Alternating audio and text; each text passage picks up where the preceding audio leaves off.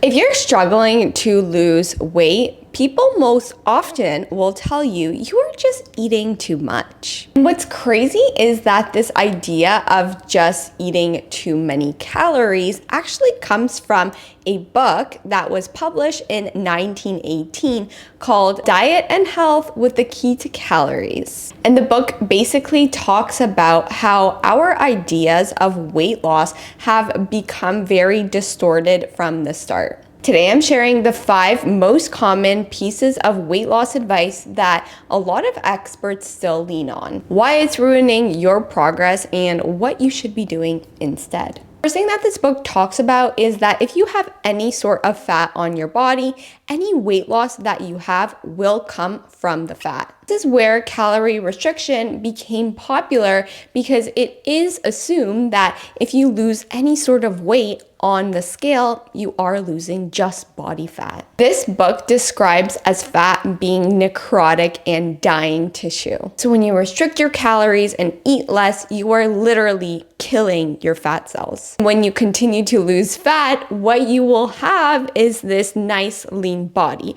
But what actually happens when you lose weight is that maybe you are pulling from your muscle stores. Maybe you are losing water. Maybe you are losing bone density and fat. When you are trying to specifically lose fat, the calories, sure, they do matter, but taking into account the quality of the foods that you are consuming, aka protein, fat, and carbs, is much more important. Because if you have an adequate amount of calories while still remaining in that deficit, you can prevent muscle loss. The second point that this book makes, I found super interesting, is that your stomach will shrink with a 1-day fast. This idea comes from hunger being present because the stomach is too stretched out. If you fast for a day, your stomach can rebound back and it will shrink, and as a result, you won't feel as hungry. This is something that has gained a lot of popularity, especially with the rise of intermittent fasting, which can be an amazing tool for some people. So a lot of people use these 1-day fasts incorrectly, and it sets them up for a binge and restrict cycle. It can also ironically make you feel a little bit more hungry because you're not truly addressing what actually made you suppress the hunger. You're just not eating for the day and then just eating. That's why research does support the fact that if you have a shorter window of time where you are eating and then a longer duration of time where you are fasting, that can actually help support your fat loss goal because you are burning more fat throughout the day while fasting, and you're going to by default have a shorter window of time to eat, and as a result you may not actually get as many calories as when you were just eating throughout the day because you're going to feel so full. Another really popular form of weight loss advice is to eat less after a day of eating more, which leads me to the 4th point.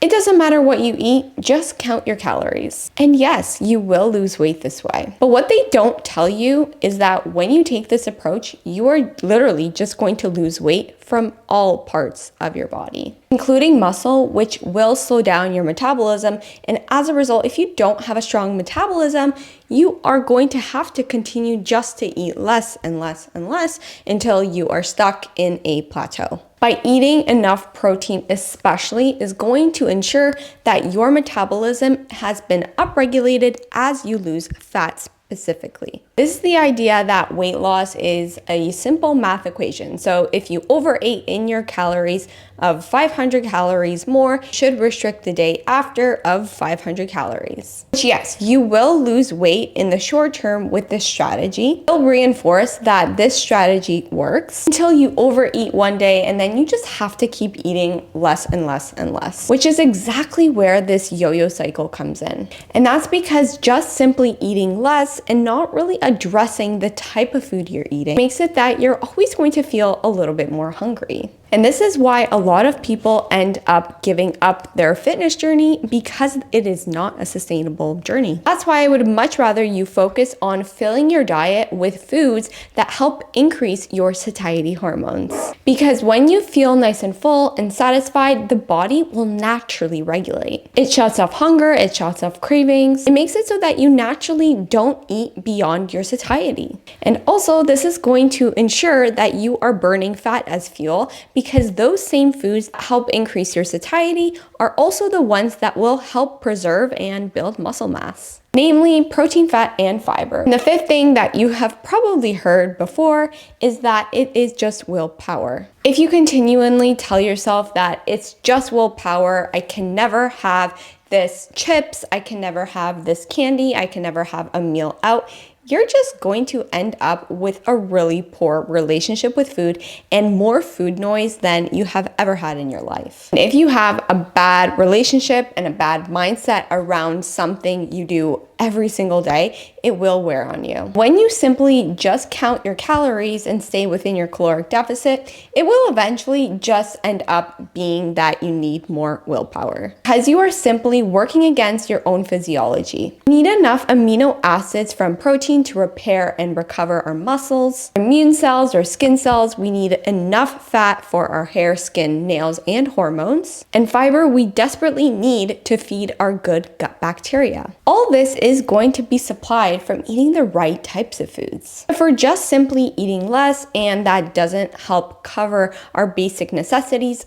something's got to give. And yes, you are going to have to be super disciplined. Going back to the point that I made a little bit ago, is that when you eat enough of the right types of foods like protein, fat, and fiber, that is going to raise your satiety hormones like GLP-1, like CCK, and as a result, you just won't feel hungry and you won't even want more. You will be working with your body, not against it. And this will work for anybody. If you enjoyed this video, make sure to give it a big thumbs up, subscribe to my channel, follow me on Instagram, and then I'll see you next time. Bye.